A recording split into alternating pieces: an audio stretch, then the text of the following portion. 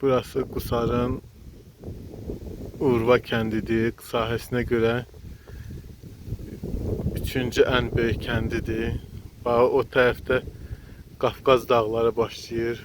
Bax, Qafqaz dağları görsənir.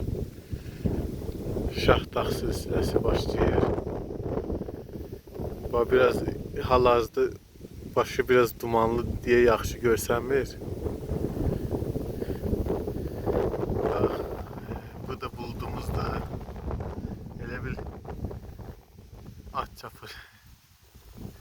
Elə bil atın üstündə kimsə şey eləyir. Bax, ona bax. Elə bir adamdır, at çapır. Elə görsənir. Elə bir şəkil yaranıb.